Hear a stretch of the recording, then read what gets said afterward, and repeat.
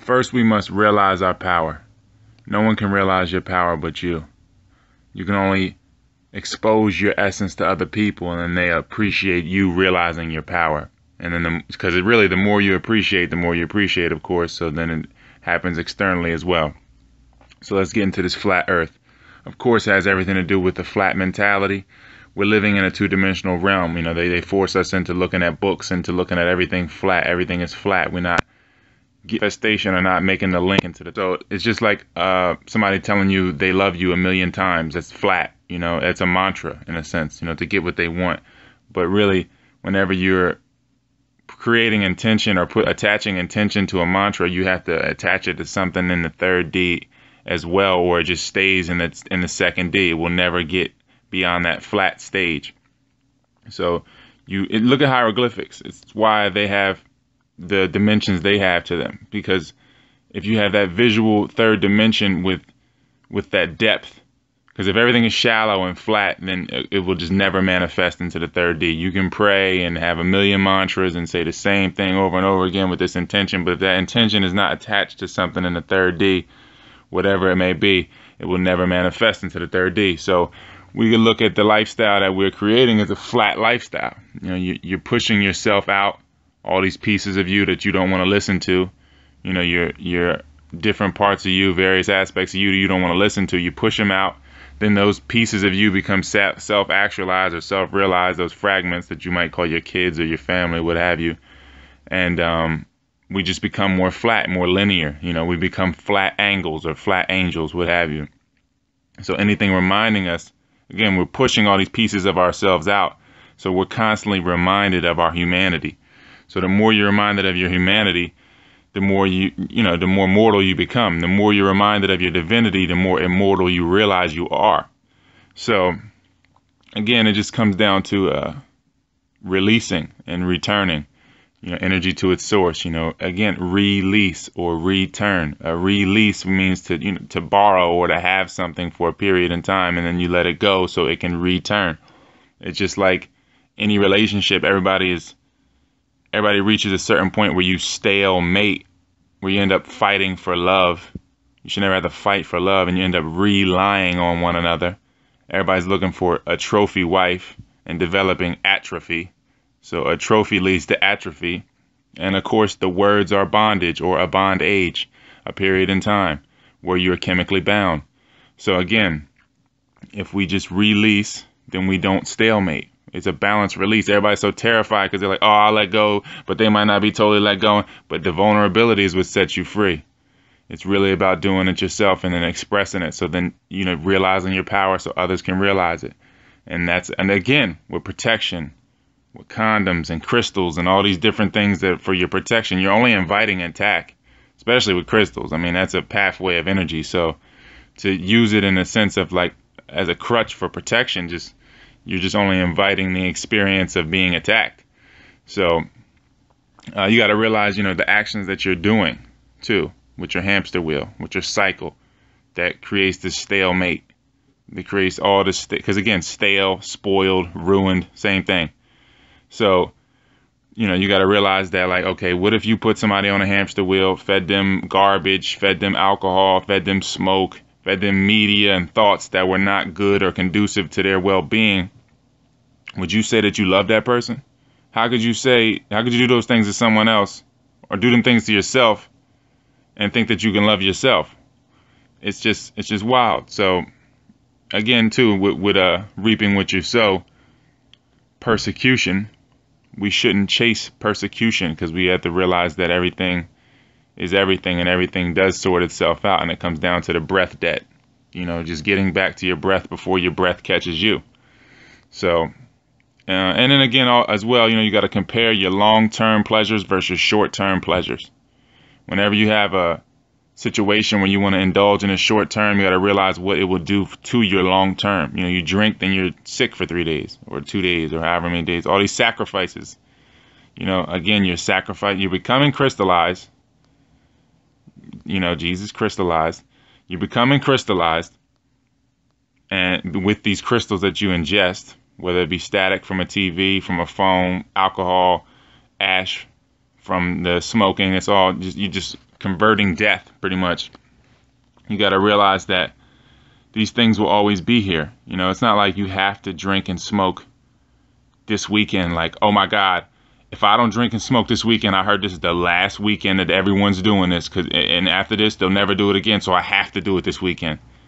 So it's just silly, man. Like, it just really is. It's just silly. You got to realize these things will always be here. You're not missing anything, you know. And most people, as far as missing things, man, like, you just don't even realize what you really are missing. You know, usually when you're missing something, you don't even realize what it is. So anyway, to go beyond that, I got a few things I want to cover in a short period of time. So, all right, we have a fixed height and weight. I've said it plenty of times. You know, if you put stilts on, you're not going to change your height. So as far as weight goes, you can insert things in your body and become wider, but that doesn't make you wider. That just means you have those things in your body. I don't understand how people, or understand how people think that that's a different from stilts. So yeah, that is what it is. And then, all right, yeah, teaching lessons that are not present. Again, you run at different junctures in life where there's a lesson present between you and a person, and you can't teach. What's the deal? You can't teach consciousness. Consciousness can't be taught. It has to be realized. So you just expose yourself to other people, and then they have to put the pieces together themselves. It's not anything that can be taught. It's not like you can learn something for somebody. So you got to realize that all epiphanies come from within. You can't teach anyone anything.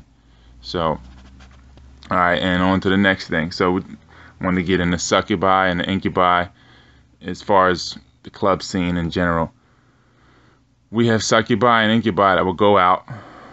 They carry, especially, let's get into the succubus real quick. The succubus will take the energy of all these broken males, which will attract more broken males, and then they might get in the bed with their spouse at night with all this residue, and then complete the cycle even more, taking more energy from the broken male, and it's just a toxic cycle of brokenness. So then you have the incubi, who's living a compensating lifestyle because he's broken, because he's just given up his life force.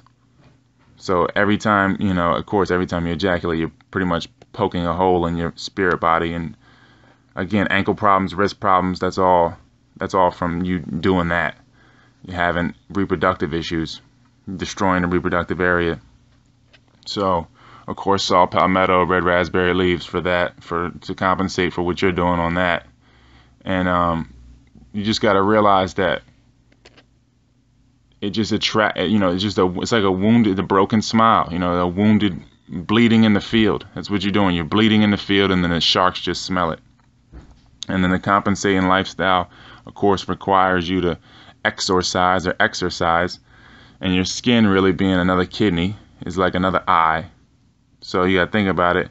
It's more, your skin's more so like your first eye. It's the first thing, you know, that you're getting hit with these vibrations with, whether it be any form of vibration. Of course, it's all light.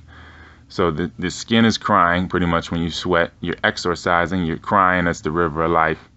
And, you know, you're taking that crying into a gym, which is a very acidic environment while you're open.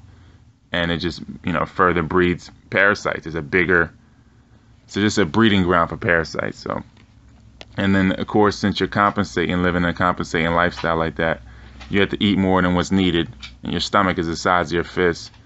So you got to realize who in the animal kingdom eats more than what's needed. And then you got to realize that since we are the apex, if we're imbalanced, everything is imbalanced. So you kind of can't apply what the animals are doing at some level, because we've created this entire experience, and everything is imbalanced because we're imbalanced. But for the sake of argument here, who eats fruit like that in the animal kingdom, like or sugar in general?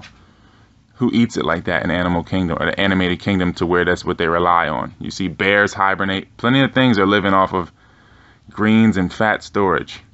I'm not saying you should eat a lot of fat. I'm just saying that to constantly run around chasing a source to maintain blood sugar, you really don't see it. Everything is pretty much storing and living off of slower burning fuel, and then eating fruit or eating sugars from time to time. And not really, I mean, worms and bugs are eating the sugars more than anything. So maybe you have to, you know, rename your friends Candida and Worm. So, and then Yeah, you gotta, is there a charger for this? for what? For this joint? I don't even know where it's at. Um, but yeah, so like, excrement is the basis of life, of course, and then the witch's brew being rap. That would be a form of the excrement. It's it's just like chewed fragments. If you look up soot, the god soot, like the bottom, it's soot. It's just shit. It's where the word shit comes from. That's everything has to go to shit before it can recycle and turn to the flower again. So it just comes from it's just a whole life. We lose this whole realization from seeking compensation. Looking at life. Really, when it comes to music in general, what thing is seeking compensation for? It's music. Whales, birds, crickets, they all creating music for in a balance. It's not for compensation. They don't do it for money. So again, the compensating lifestyle, you spend what you don't have on what you won't have tomorrow. You don't have the money today, really, because it's all created out of debt, and then you're spending it on what you won't have tomorrow. So, again, it's your paycheck is your breath quantified, and then you're spending so much positioning yourself, again, spending or spinning, you're positioning yourself. It's just unsustainable, and it just creates this sense of lack forever, where you're constantly robbing from Peter to pay Paul. You're robbing yourself to rob Peter to pay Paul to pay yourself. So, and last note, I'm gonna just end it with energy cultivation 101. When it comes to opinions that you see in the media or the media, it's pretty much just like a seesaw. Somebody stands on one end of the seesaw, everyone gives them their attention. They rush to the other end of the seesaw, jump on it, send the one person flying, which generates more attention because now they're flying. And now, you have this constant back and forth, which creates more static, which creates, of course, a funnel or a pushing, because, of course, there is no vacuum in life. Everything is pushing. Everything is pressure on everything. So there is no vacuum. It's just a pushing. So we're just pushing people to where they want to go because they're realizing their power, and we are not realizing our own. So that's the end of that. Check it out, ROYALT512 for the text through PayPal. It's 28 texts. Compensation Ships is now out. The Kate Day Cleanse, the Eye Manual. It's plenty of them on there. It's like I said, it's 28 texts on health, wellness, finance, and soon it'll just be books on just my imagination and different things like that, because I got my breath debt out the way now, and I built it, so it's coming, and it's all happening right now. So enjoy. And again, you can get the books by R. Bud Vegan on Amazon. Again, it's 28 texts. You can get the ebook. You can get the free Kindle app for your phone. So enjoy.